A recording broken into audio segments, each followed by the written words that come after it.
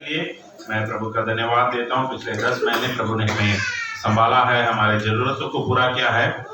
इस 2023वें साल के इस 11वें महीने के पहले रविवार को 5 तारीख को परमेश्वर के सम्मुख पर आए और उनकी धन्यवाद और जय जयकार करने के लिए प्रभु ने सारा अनुग्रह किया है, इसके लिए मैं धन्यवाद देता हूँ। चलो चलो बच्चे लोग लाइन से जाना, सबको एक साथ खड़े हो। क्या बोला था मैं पिछला हफ्ता आप लोगों को? बच्चे लोगों को उठ गए? चलो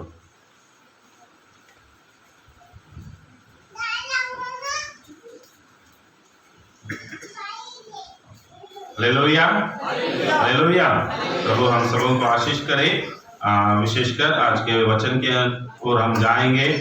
पिछले 1 तारीख को बहुत से लोग हमारे कलीसिया में जो पहले तारीख की आराधना थी उसमें आप लोग भाग लिए थे। इस महीने की प्रतिज्ञा वचन उस दिन पर हमने पढ़े थे, हमने ध्यान दिया था। किसी को याद है क्या था? कुलुसियों के पुस्तक 3 अध्याय 24वां वचन। कुलुसियों नए नियम पर कुलुसियों के पुस्तक 3 अध्याय उसका 24वां वचन कोई पढ़ सकते हैं? क्योंकि तुम जानते हो कि तुम्हें इसके बदले प्रभु से मीरास मिलेगी। इसके बदले प्रभु से मीरास मिलेगी। तुम प्रभु मसीह की सेवा करते हो। तुम प्रभु मसीह की सेवा करते हो। Hallelujah hallelujah. परमेश्वर का वचन यहाँ कहता है कि क्योंकि तुम जानते हो कि तुम्हें इसके बदले प्रभु से मीरास मिलेगी। तुम प्रभु मसीह की सेवा करते। जो परमेश्वर इस महीने पर हमें जो वचन देता है, पिछले 1 तारीख को भी हमने मनन करे थे, उसे और कंटिन्यू कर उसे और अच्छे तरह से हम मनन करेंगे और अच्छे तरह से हम समझेंगे। प्रभु से मीरास मिलेगी। हमारा प्रभु से हमें क्या मिलेगी? मीरास। मीरास बोलने से क्या होता है? उस दिन कुछ बता रहा था ना मैं। पुरस्कार, ठीक है। फिर मीरास शब्द सुने हैं? पहला बार सुनते हैं? मीरास पहले बार सुने हैं? इसके पहले सुने हैं मीरास शब्द? सुने हैं? नहीं सुने? ओके। बाइबल पे है, 2 जगह पे है, कम से कम 2 जगह पे है। एक यहाँ पर कुलुसियों की पुस्तक 3 अध्याय में 24वां वचन पर लिखा गया है, और एक अगर लूका में रहेगा जहाँ पर परमेश्वर उसके बारे में बात करते हैं ना, जहाँ पर क्या बोलते मजदूरी देने के बारे में। एक सवेरे आया, एक दिन पे आया, एक शाम में आया, सबको एक ही तरह का मजदूरी देते हैं। उस जगह पर मीरास का शब्द प्रयोग किया गया होगा। हालेलुया। अंग्रेजी में मैं पढ़ता हूँ, since you know that you will receive an inheritance from the Lord as a reward. Inheritance from the Lord as a reward. मैं भी जरा मीरास शब्द, मुझे भी जरा इतना तो जानता हूँ कि मीरास बोलने से कुछ अच्छा है, कुछ तोहफा है, ठीक है, कुछ तोहफा है, कुछ अच्छा है कहकर मैं भी समझता हूँ। तो मीरास शब्द के बारे में मैंने कुछ पढ़ने के लिए मैं डिक्शनरी निकाल कर मैंने देखा मीरास शब्द का एक्चुअल वर्ड क्या है करके।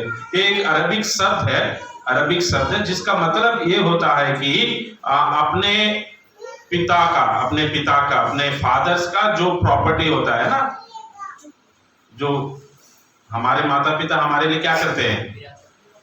कमाते हैं। बहुत क्या करते हैं? कमाते हैं। हमारे लिए सारा घर रखते हैं, धन दौलत रखते हैं, सब कुछ क्या करते हैं? जमा करते हैं। उसे वो हमें देते हैं, उसे वो क्या करते हैं? हमें देते हैं। उसी को मीरास कहते हैं। उसी को क्या बोलते हैं? मीरास, संपत्ति, ठीक है। और एक शब्द है, हमारे शब्द में हम समझेंगे तो क्या है? संपत्ति है। जो मेरा संपत्ति मुझे मिलना है वो किससे मिलेगा? Hallelujah hallelujah. हम में से बहुत लोगों के माता पिता, कुछ लोगों के माता पिता, आपके माता पिता आपके लिए कुछ ना कुछ तो जमा करके रखा होगा, है कि नहीं? ऐसा कोई भी नहीं बोल सकता है कि कोई भी मेरे लिए, मेरा माता पिता कुछ भी मेरे लिए नहीं किया कर आप बोल नहीं सकते हैं। ऐसा कोई बोल सकते हैं क्या? मैं भी आपके लिए बड़ा घर बना के नहीं रखा होगा, बड़ा कार खरीद के नहीं रखा होगा, बैंक में लाखों में या करोड़ों में धन दौलत तो जमा कर नहीं रखा होगा, पर आपके माता पिता आपको कुछ ना कुछ क्या करे हैं? सिखाए। में भी आपको पढ़ाए हैं ना, आपको पढ़ाए हैं। वो उनके द्वारा आपको मिला वाला एक मीरास जिसके द्वारा आप कमाते हैं। आपको अच्छा गुण सिखाया है, वो आपके उनके द्वारा मिला हुआ एक मिरास है। आप लोग भी आपके बच्चों के लिए क्या करते हैं?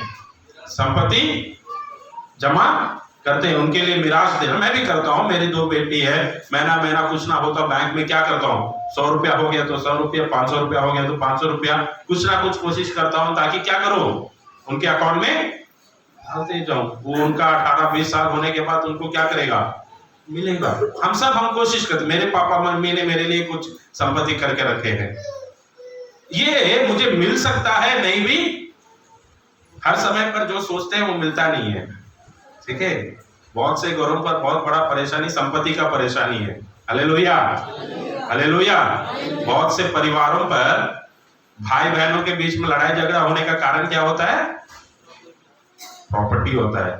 पापा ने मेरे को वो वाला घर नहीं दिया, ये वाला घर दे दिया, उसको ज्यादा दिया, मुझे कम दे दिया, उसको शादी में इतना खर्चा कर दिया था, उसके बाद भी उसको ये दिया, उसको गाड़ी खरीद के दिया था पहले से।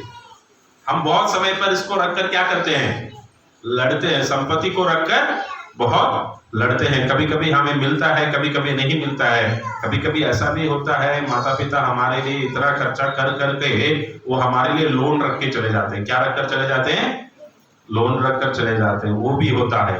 बहुत समय पर हम सोचते हैं कि मैं कम, और मिरास का ये भी मतलब होता है कि जो मेरा मजदूरी है, जो मेरा मजदूरी, जो मेरा है वो मुझे मिलना चाहिए। हालेलुया। मिरास का मतलब यही है कि वो माता पिता की ओर से आओ या दूसरा किसी की ओर से भी आओ, मेरा को जो मिलना है वो मुझे मिलना है, उसी को मिरास बोलते हैं। आप नौकरी करते हैं, मेहनत करते हैं, बहुत थकावट से आप दिन रात भागते हैं, कभी कभी उसका बराबर क्या नहीं मिलता है? कमाई नहीं मिलता है, पैसा कहीं पे रुक जाता है, आपका मालिक बराबर आपको तनख्वाह नहीं देता, काट देता है। तूने 2 दिन छुट्टी डाला था, उस दिन तूने लेट से आया था, ये काम ठीक से नहीं किया, तेरे वजह से ये बिजनेस मेरे को छोड़कर चले गया, तेरा तनख्वाह से मैं क्या करूंगा? काटूंगा। पर आपने मेहनत किया है, आपने मेहनत किया। मैं घड़ी घड़ी ये बोलता हूँ, आज के आईटी कंपनी के कल्चर में एक कार्य है, सवेरे कितना बजे ऑफिस में जाना पड़ता है? ऑफिस टाइम 9 बजे है तो कितना बजे जाना पड़ता है? ऑफिस टाइम कितना बजे? 9 बजे है तो आपको कितना बजे जाना पड़ता है? 9 बजे के पहले वहां पे पंचिंग मशीन होता है ना, ज्यादा आईटी कंपनी में क्या होता है?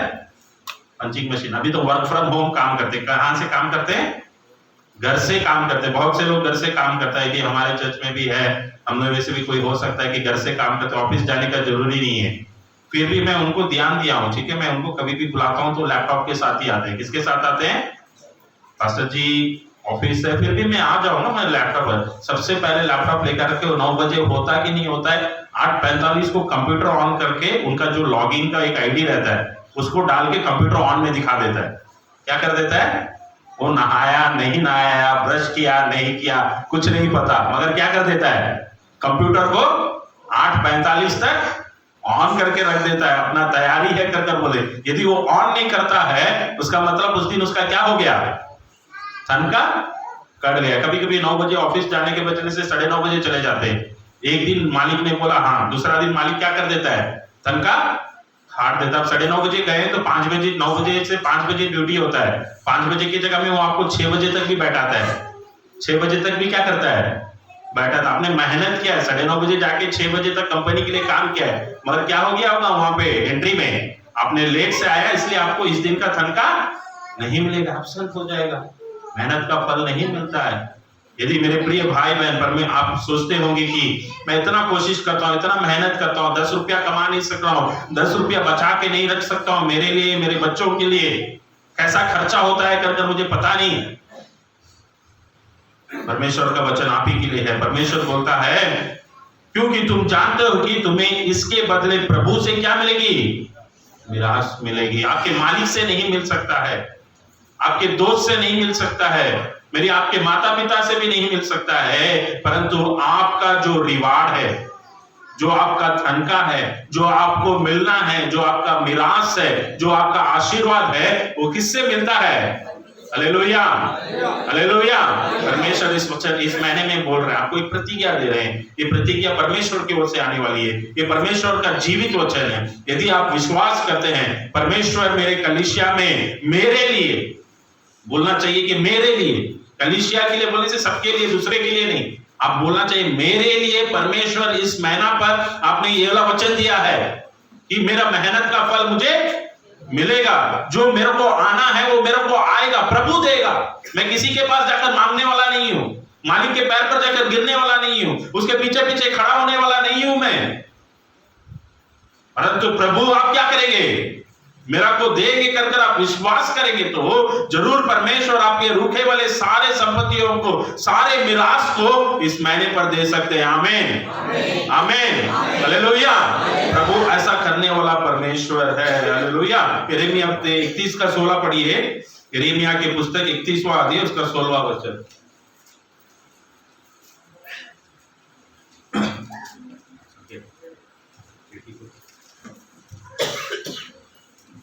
यिर्मयाह की पुस्तक 31वां अध्याय 16वां वचन। यहोवा यह कहता है, हाँ, रोने पीटने और आंसू बहाने से रुक जा। हाँ, रोने पीटने से और आंसू बहाने से क्या कर जाओ, रुक जाओ, क्योंकि तेरे परिश्रम का फल मिलने वाला है, क्योंकि तेरे परिश्रम का फल मिलने वाला है और वे शत्रुओं के देश से लौट आएंगे। Hallelujah hallelujah. परमेश्वर का वचन कहता है, हम बहुत समय पर दुखित हो जाते हैं ना, हमें जो मनता है वो नहीं मिलता है तो हम क्या करते हैं, रोते हैं। हमें भी हमारे आंसू से क्या नहीं आता होगा, आंसू नहीं आता होगा, परंतु मन ही मन पर हम क्या करते हैं, रोते हैं। आप अकेले में जाकर रोते होंगे, मनोमन रोते होंगे, आंसू बहाते होंगे। परमेश्वर का वचन आपके लिए कहता है, रोने पीटने और आंसू बहाने से रुक जाओ, विश्वास कम मत रखो,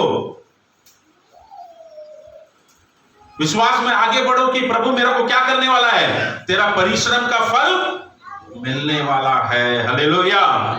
क्योंकि हमारा परिश्रम प्रभु यीशु मसीह की ओर से आता है। मत्ती 5वां अध्याय का 12वां वचन पढ़िए। मत्ती 5 का 12।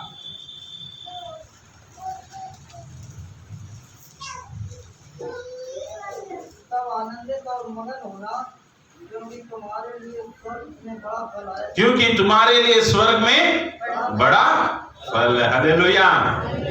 हमारा असली सच्चा फल कहां पे है, स्वर्ग में है। आमीन आमीन। इस दुनिया पर संपत्तियों को बढ़ाकर कुछ होने वाला नहीं है। परमेश्वर का वचन कहता है, उस दुनिया में संपत्ति मत इकट्ठा करो, परंतु स्वर्ग राज्य में क्या करो, आपके संपत्तियों को इकट्ठा करो। Hallelujah hallelujah. यहां का नुकसान बड़ा नहीं है, वो प्रभु भरपाई कर सकता है। आज 100 रुपया नुकसान हुआ तो कल परमेश्वर 1000 रुपया का लाभ आपको क्या कर सकता है, दे सकता है।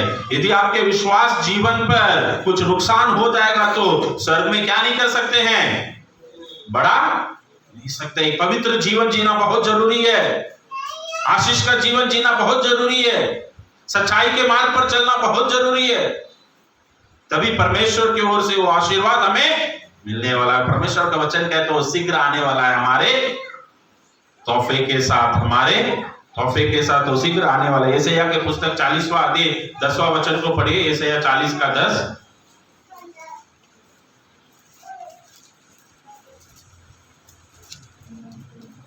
देखो प्रभु यहोवा सामर्थ दिखाता हुआ आ रहा है, सामर्थ दिखाते हुए आ रहा है, वे अपने भुजबल से प्रभुता करेगा। हाँ, देखो जो मजदूरी देने की है, जो मजदूरी देने की है वह उसके पास है, वो उसके पास है, और जो बदला देने का है हाँ, वह उसके हाथ में है। वो उसके हाथ में। किसके हाथ में है हमारा मजदूरी, यहोवा के हाथ में है, परमेश्वर के हाथ में हमारा मजदूरी है, और वो शीघ्र आ रहा है। हालेलुया। बहुत दिनों के बाद नहीं, परमेश्वर बोलते हैं इस महीने में शीघ्र परमेश्वर आपके मजदूरी देने वाला है। हालेलुया। मत्ती 16 अध्याय का 27वां वचन भी पढ़िए। मत्ती 16 का 27।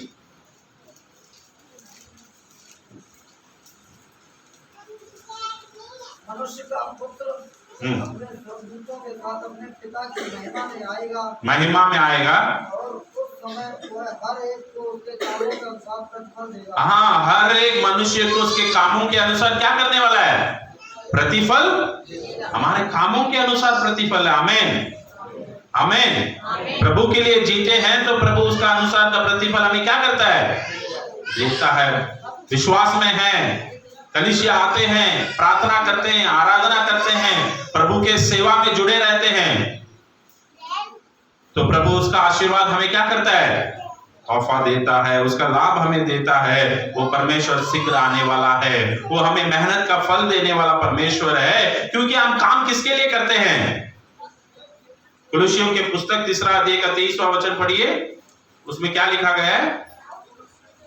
कुलुसियों 3 का 23, जो कुछ तुम करते हो तन मन से करो। जो कुछ भी आप करें, चर्च में एक सेवा करते हैं, वो छोटा काम हो बड़ा काम हो, उसको तन मन से करिए। आपके परिवार में जो आपको काम दिया गया है, एक पिता के रूप पर, एक माता के रूप पर, एक पति के रूप पर, एक पत्नी के रूप पर, एक भाई बहन बच्चों के रूप पर, दादा दादी के रूप पर, आपको क्या काम दिया गया है, तन मन से करो। आपके नौकरी में क्या काम दिया गया है, उसे तन मन से करो। समाज में आपको क्या काम दिया गया है, उसे तन मन से करो।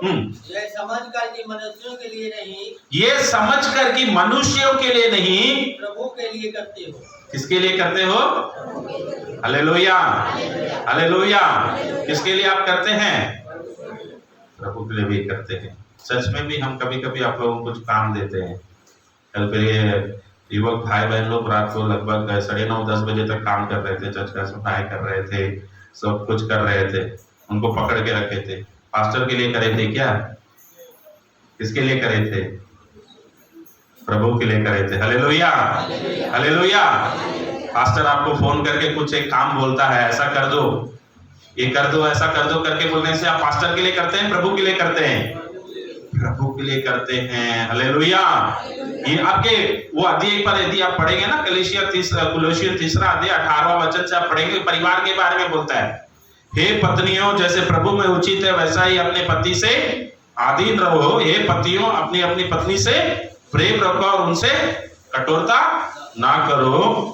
ये बच्चे वाले अपने बालकों को तंग ना करो, ना हो कि उनका साहस टूट जाए। उसके बाद ही 23वां वचन और 24वां वचन है। इसका मतलब आप परिवार में जो काम करते हैं वो भी किसके लिए करते हैं? प्रभु के लिए। आप रोटी बना के देते हैं तो किसके लिए बना कर देते हैं? रोटी कौन खाता है? पति खाता है, बच्चे खाते हैं, मगर सेवा किसके लिए करते हैं? वो आपको डांटे, वो आपको कुछ भी बोले, फिर भी हम क्या करते हैं? रोटी खिलाकर देते हैं, अच्छा रोटी खिलाकर देते हैं, है कि नहीं? वो डांटते हैं तो भी अच्छा रोटी, अच्छा सब्जी बनाकर देना चाहिए। वो आपसे अच्छा से बात नहीं करते, गुस्से से चले गए तो भी क्या करना चाहिए? आप किसके लिए कर रहे हैं?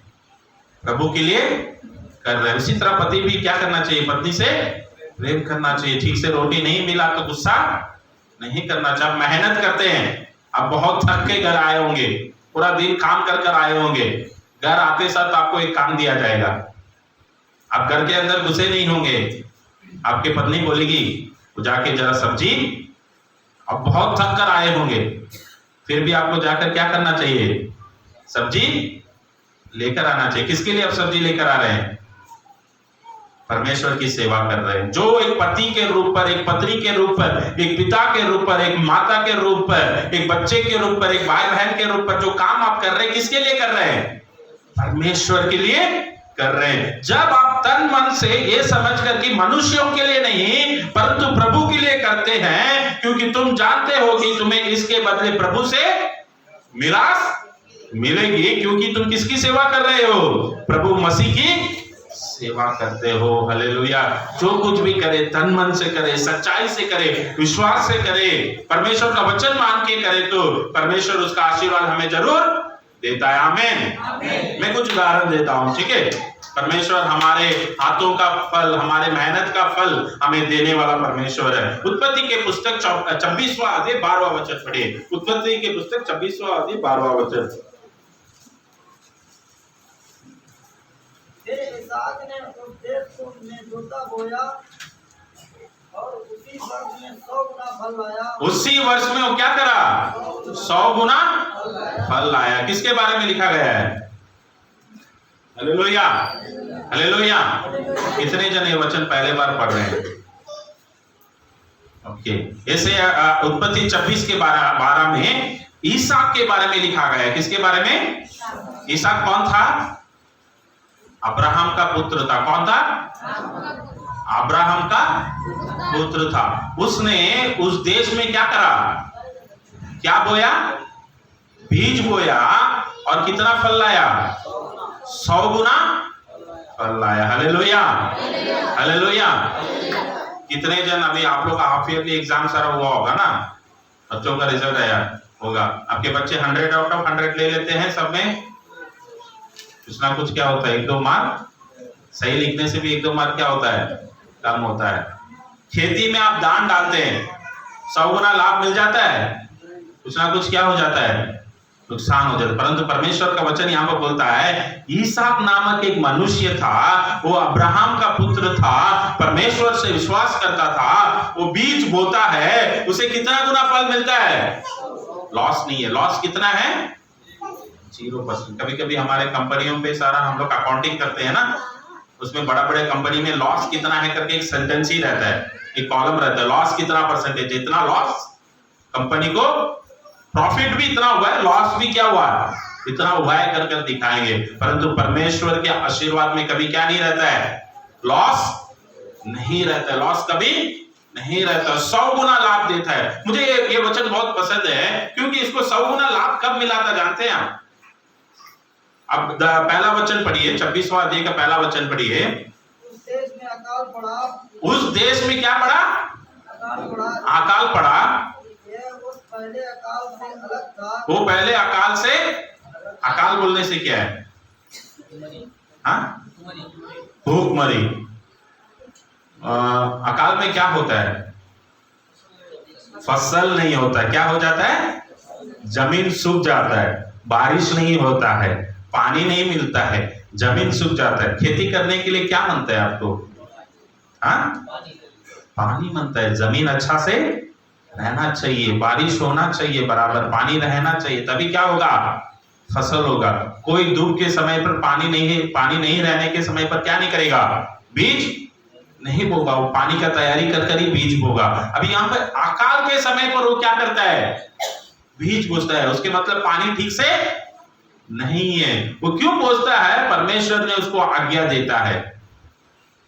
उस देश में अकाल था, जमीन सूखा पड़ा था, फिर भी ये जाकर क्या करता है? बीज बोता है। कितना लाभ मिलता है? 100 गुना लाभ मिलता है। परमेश्वर का आशीर्वाद वो हर समय रहता है। परमेश्वर का आशीर्वाद नामुमकिन के समय पर हमें क्या करता है? मुमकिन बनाता है। कोविड का समय याद है? कोविड का समय याद है? कोविड याद है कि नहीं है? भूल गए? याद है। भूल तो नहीं सकते हैं ना कोरोना को। कोरोना तो भूल नहीं सकते। कोरोना में क्या हो गया था? सब कुछ बदनाम हो गया था, सब कुछ सब बंद हो गया था। दुकान ये काम सारा बंद हो गया। किसी को क्या नहीं मिल रहा था? धन का भूखा सोए थे क्या उस दिन? खाना मिला नहीं मिला? खाना खाए। 2 साल क्या करे? अच्छा से सिर्फ खाना नहीं खाए, खुशी से अच्छा खाना खाए। मैं तो बोलूंगा तो क्या करूंगा? वो जो कोरोना में जो खाना मेरे घर पे बनाए थे ना, वो कोरोना के पहले भी मेरी पत्नी बनाकर नहीं थी, कोरोना के बाद भी अभी भी क्या नहीं करती? बना के वही रोटी चावल मिलता है। कोरोना के समय पर आइटम, नया नया आइटम क्या करता था? तो कुछ कुछ अलग अलग से यूट्यूब पे देखते थे, ये देखते थे, नया नया बना कर देते थे, अलग अलग से अच्छा खाना खाया। नए संपत्तियों को खरीदे हैं। Hallelujah, hallelujah. नई चीजों को खरीदने के लिए परमेश्वर ने हमारे परिवार, मैं जानता हूं हमारे परिवार में, हमारे कलीसिया में, परिवारों पर परमेश्वर ने नया चीज जोड़ कर दिया था। कोरोना के समय पर, अकाल के समय पर भी वो परमेश्वर आपको क्या कर सकता है? 100 गुना फल दे सकता है। आमीन, आमीन। यहाँ पर ईसाक कौन सा परिस्थिति में बीज बोता है? अकाल के समय पर करता है। और वो क्या करता है? अकाल के समय पर उसी देश में रहता है। उस अध्याय पर आप पढ़ेंगे तो 12 के 10 में लिखा, उत्पत्ति 12 के 10 में एक अकाल आता है। उत्पत्ति 12वां अध्याय के 10वां वचन में अब्राहम के समय पर, उस समय पर अब्राहम, उसका पिता ईसाक का पिता क्या करता है? मिस्र देश जाता है। कहां जाता है?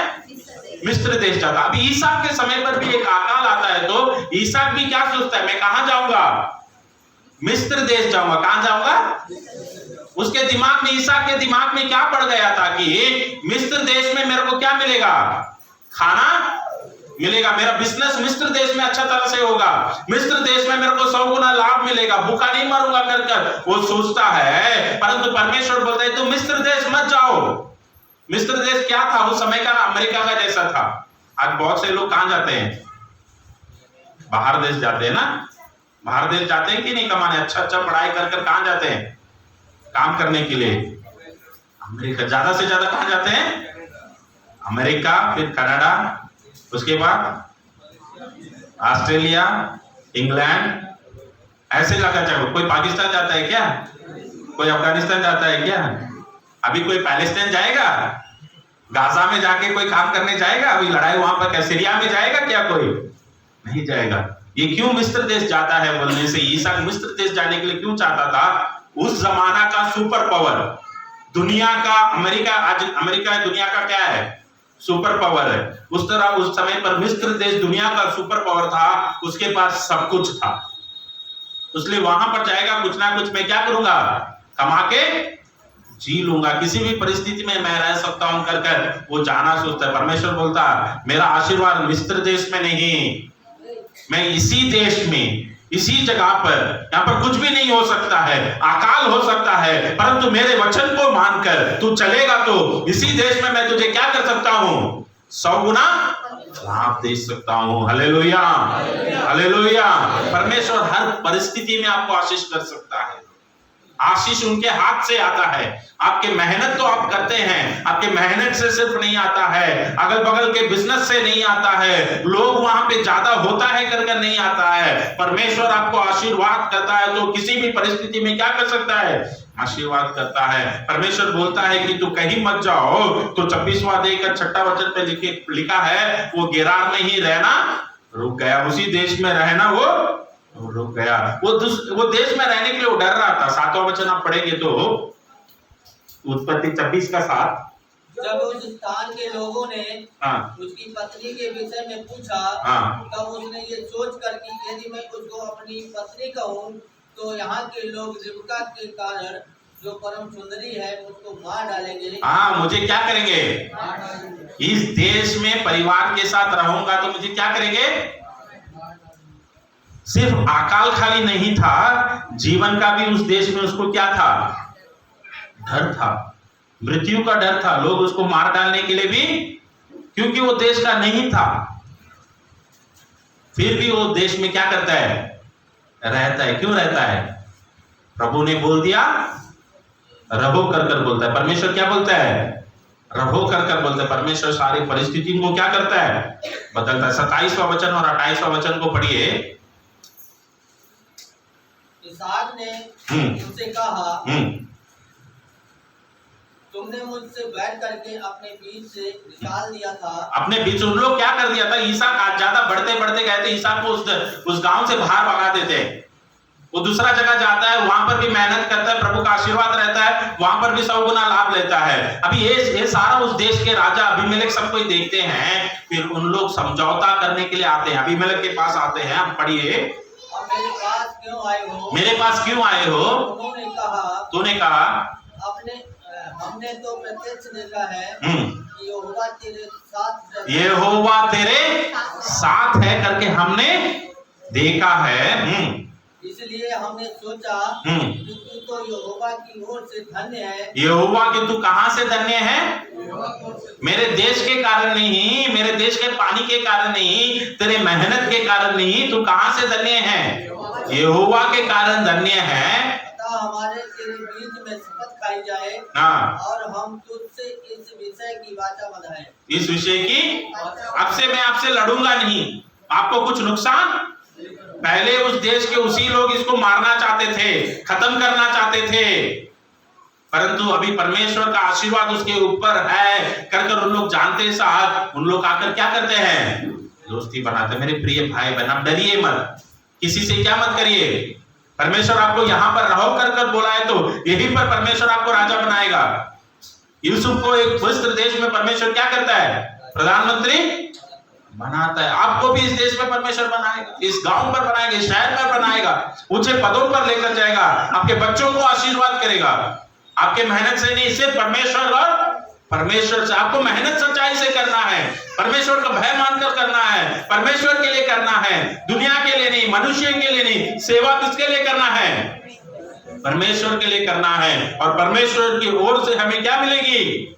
आशीष मिलने वाला चीज है। आमीन, हालेलुया, हालेलुया। परमेश्वर की ओर से हमें आशीष मिलती है। और एक वचन को पढ़िए, लूका 5वां अध्याय 6ठा वचन को पढ़िए। लूका 5वां अध्याय 6ठा वचन। जब उन्होंने ऐसा किया तो बहुत मछलियां घेर लाए और उनके जाल फटने लगे। हालेलुया। हम लोग वैसा करें तो क्या हो गया? बहुत मछलियां फंस गए और जाल क्या करने लगा? आमीन, हालेलुया। यहाँ पर परमेश्वर पहले शिष्यों को बुलाता है। पतरस क्या करता है? पतरस और उसके दोस्त लोग रात भर मच्छी पकड़ने के लिए जाते हैं। रात भर क्या करते हैं? मछली पकड़ने के लिए जाते हैं, परंतु उनको क्या नहीं मिला? मछली नहीं मिला। वचन बोलता है कि उनको मछली नहीं मिला। सवेरे यीशु मसीह उनको देखता है, वो लोग जाल धो रहे हैं। जाल क्या कर रहे हैं? अच्छा से समझना, रात भर मच्छी पकड़ने जाते हैं, उनको एक भी मच्छी नहीं मिलता है, फिर भी क्या कर रहे हैं? जाल को धोकर। कभी कभी हमें मेहनत का फल नहीं मिलता है तो ना हम लोग क्या नहीं करते हैं? वो जाल को देखेंगे तो उठा के फेंक देंगे। क्या कर देंगे? अरे ये जाल बेकार है, जाल से कुछ भी काम नहीं है। फिर भी इन लोग क्या करते हैं? उस जाल को सफाई कर रखते हैं। क्या करके रखते हैं? जैसा रखना है सब कुछ अच्छा तरह से देख। हमारे हाथों पर जो दिया गया है उससे एक दिन लाभ मिला, नुकसान मिला, फिर भी उसे हम लोग ठीक से क्या करना चाहिए? संभालना और देखना, सफाई सुथरा रखना बहुत जरूरी है। ये जाल धो रहे थे, यीशु मसीह उनको जाकर बोलता है कि मैं नाव में चढ़ता हूं। नाव में चढ़ते हैं, पानी में लेकर जाते हैं। यीशु मसीह बोलता है कि अभी क्या करो? जाल को डालो। तब उन लोग बोलते हैं हम लोग रात भर क्या करें? जाल डाले, परंतु हम लोग को मच्छी नहीं मिला। फिर भी आपके वचन के अनुसार हम लोग क्या करते हैं? जाल को डालते। हालेलुया। मच्छी कब पकड़ते हैं जानते हैं आप? रात को पकड़ते हैं। मच्छी कब पकड़ते हैं? रात को पकड़ते हैं, दिन पे नहीं पकड़ते हैं। रात में ही ज्यादा मछली मिलता है। अभी यहाँ पर रात में ही नहीं मछली नहीं मिला तो दिन पे मिलने का नाम ही नहीं है। फिर भी इन लोग यीशु मसीह बोल रहा है कर उन लोग मछली वहां पर जाल क्या करते हैं? डालते हैं। जाल डालने के कारण उनको क्या मिलता है? बहुत ज्यादा मछली मिलता है। बहुत ज्यादा उनको क्या करता है? मछली। तो इसी तरह एक संभव यूहन्ना 21वां अध्याय में पर भी होता है। यूहन्ना 21 का 11 पढ़िए। यूहन्ना 21 का 11।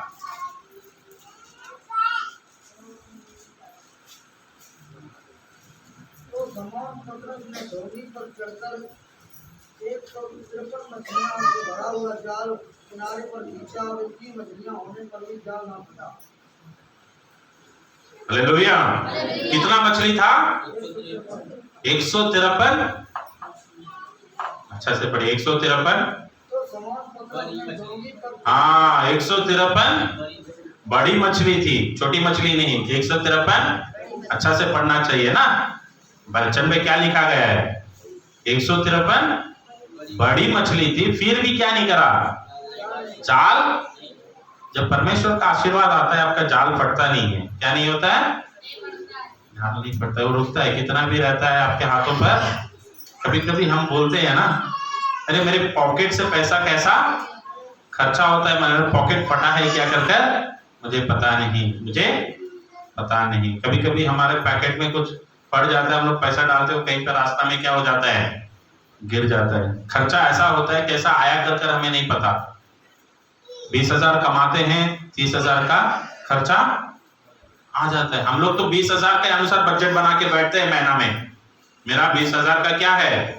धनका है, तो मुझे रेशन दुकान पे 5,000, मेरा किराया 3,000, ऐसा ऐसा करेगा तो 15,000 के अंदर मेरा क्या करना, सारा खर्चा हो जाना कर कर हम लोग प्लान करते हैं।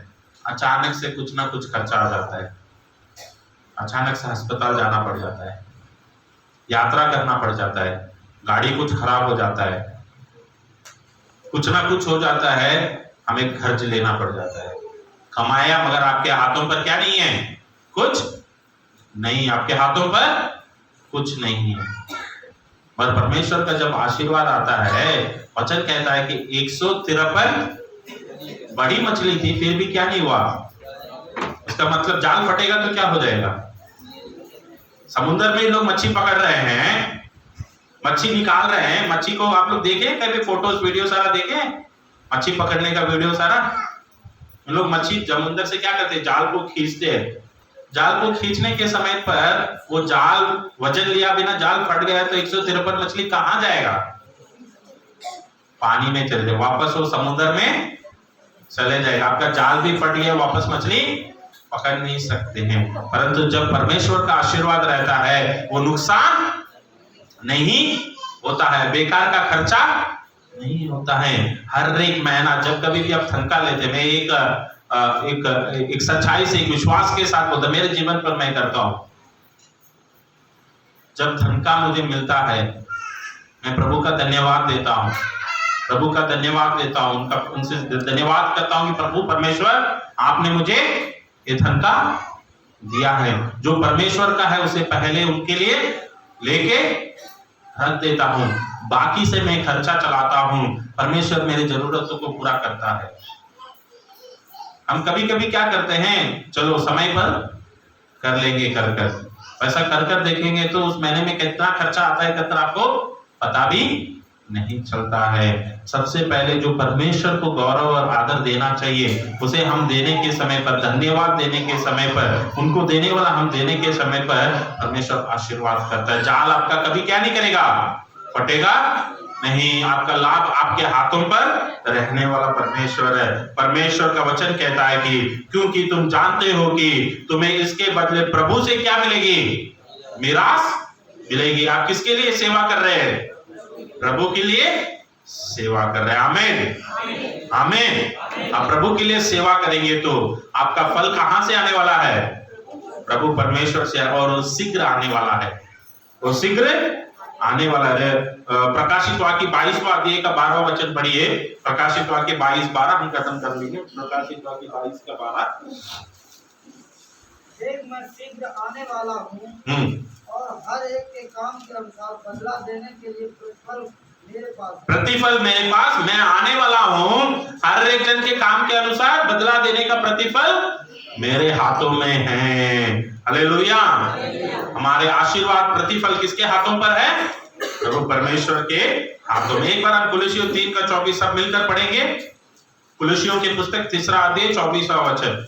मेरे पीछे आप बोल सकते हैं, मेरे पीछे बोलिए, क्योंकि जोर से सबको, क्योंकि तुम जानते हो कि तुम्हें इसके बदले प्रभु से मीरास मिलेगी। तुम प्रभु मसीह की सेवा करते हो, प्रभु से मीरास मिलेगी, प्रभु से मीरास मिलेगी, क्योंकि मैं प्रभु का सेवा करता हूँ। प्रभु से मीरास मिलेगी क्योंकि मैं प्रभु का सेवा करता हूँ। प्रभु की सेवा करेंगे तो आपका प्रतिफल, आपका लाभ जो आपको मिलना है ये दुनिया नहीं दे सकता है, मे भी आपके माता पिता नहीं दे सकता है, आपके मालिक नहीं दे सकता है, परंतु परमेश्वर आपको जरूर देगा। आमीन। एक मिनट कान बंद करेंगे, हम विश्वास के साथ प्रार्थना करिए। आपके हाथों को स्वर्ग की ओर उठाइए और बोलिए, प्रभु मेरे मेहनत का फल दीजिए, मेरे बुद्धि से नहीं, मेरे मेहनत से नहीं, मेरे ताकत से नहीं, परंतु प्रभु आपकी ओर से ही मेरा लाभ मिलता है, मेरा आशीर्वाद मिलता है, मेरा विलास मिलता है, मेरा प्रतिफल मिलता है। मैं विश्वास करता हूँ प्रभु जी, मुझे इस महीने और आने वाले युगन युग तक प्रभु आप मेरे संग रहिए, मुझे आशीष कीजिए, आपकी भय मानने का आप पर विश्वास रखने का, हर एक परिस्थिति में आपके वचनों को मानने के लिए और आपके ही सेवा करने के लिए मुझे अनुग्रह कीजिए। यीशु के नाम से ये प्रार्थना मांगता हूँ, आमीन आमीन, हालेलुया।